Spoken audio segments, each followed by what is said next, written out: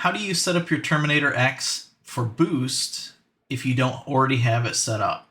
Well, to get started, we're going to need to add the ICF for boost. So we'll go up to Toolbox, Add Individual Config, and then we're going to select Boost. Once we go in here, we load the default.boost ICF.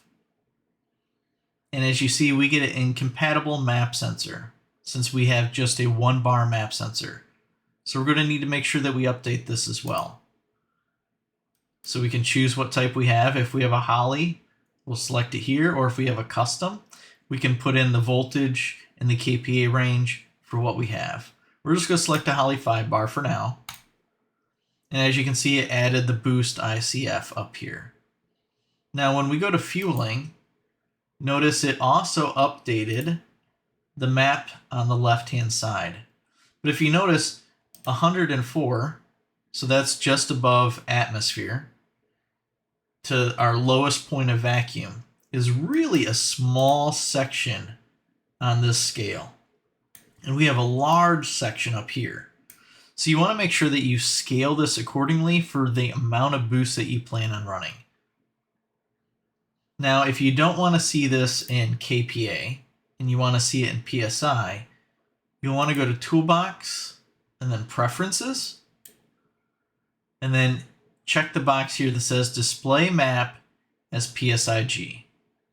When you hit that and then hit OK, now you can see it actually changes it over to the PSI for boost.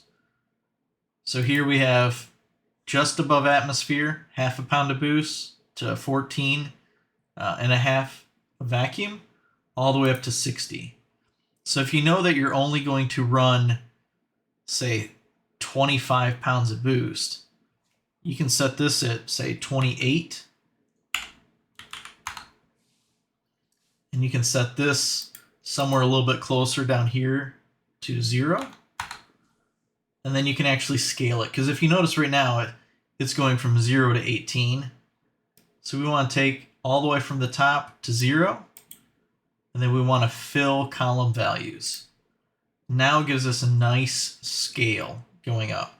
And same for from 0 down to 14, negative 14. We'll highlight that, fill column values. Now it gives us a good gradient on what we can do for our tuning. Now you'll still need to go in and adjust the fuel table accordingly. And as you can see with the injectors that we have selected, all of this area in the white is out of what the fuel flow is for those injectors. So we'll want to make sure that we have the table updated and the injectors updated so that we don't have all this white in the table.